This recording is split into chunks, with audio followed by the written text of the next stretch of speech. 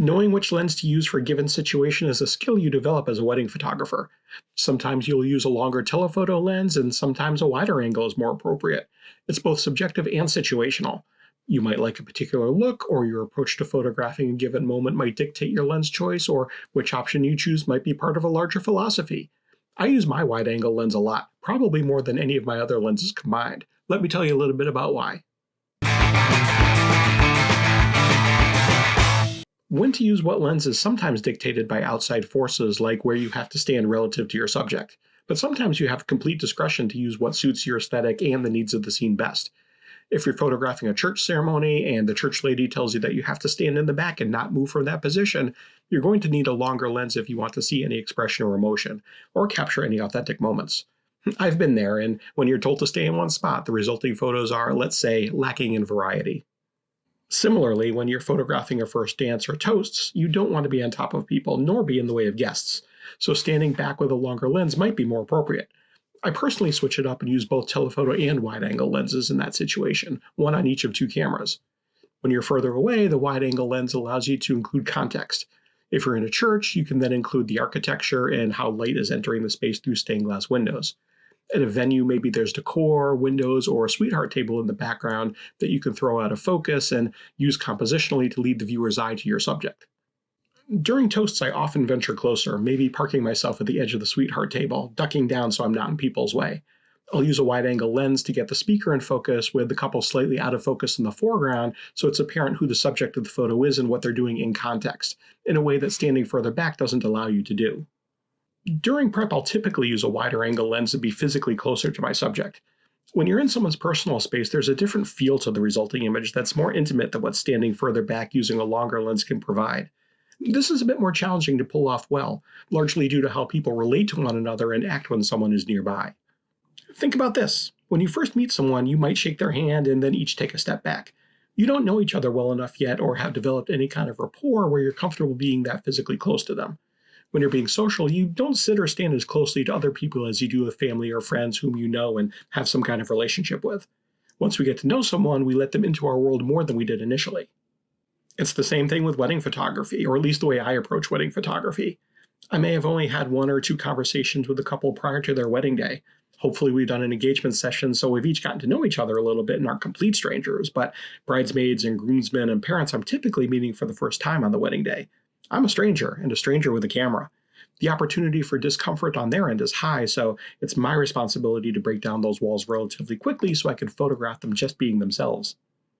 Coming out of photojournalism and being more documentarian in my approach to wedding photography, I don't pose people throughout the day quite as much as someone who comes from a more portrait-based background. Don't get me wrong, I take portraits all day long on wedding days, but couples who hire me tend to do so because the images of mine that they've seen are largely unposed. I work hard to photograph people being themselves while not being camera aware. So when people are interacting with one another, I need them to be comfortable with my being a couple of feet from them so they're able to ignore or otherwise disregard my presence. I am not a small guy, so the degree to which I've been successful at doing that after 20 years of photographing weddings still kind of surprises me. To this day, my favorite feedback is, "We didn't even know you were there."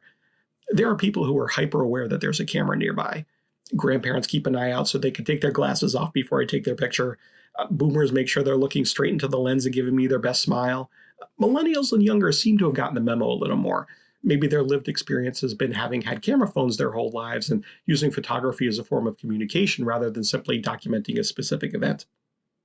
So while I'm happy to photograph someone looking at me with their arm around someone and smiling, the images I think people look back on with fondness are those of their loved ones just being their authentic selves.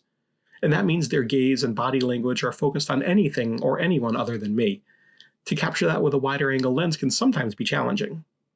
My first wide lens was a 24mm, but after a time I realized I was pulling in too much from the edges of the frame that didn't need to be there to tell the story. There's some visual clutter that detracted from the story I was trying to tell in any given frame. I switched to a 35mm prime and was much happier with the results.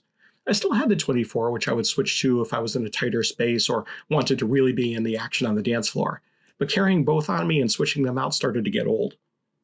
I'd been using prime lenses for years because, back in the day, prime lenses were generally sharper than zoom lenses.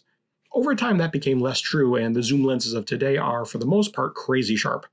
When I switched to mirrorless, I decided to switch to a zoom for my wide needs, and I got the 15-35 f2.8, which is the lens I filmed these videos on. Since I know I'll be asked, for telephoto I'm still for the most part using an 85mm f1.4.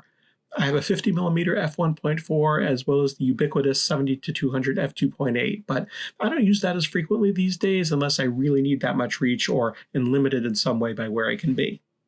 Wide-angle lenses allow you to be in on the action. That action can be a quiet or emotional moment every bit as much as an energetic dance floor. Shooting with a wide-angle lens and being physically closer brings the viewer into the personal space of the subject and helps them feel what's happening.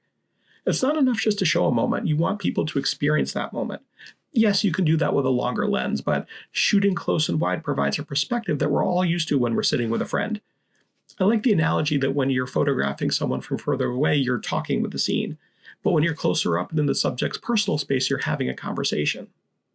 In the end, choosing the right lens is about more than technical specifications or convenience. It's about storytelling.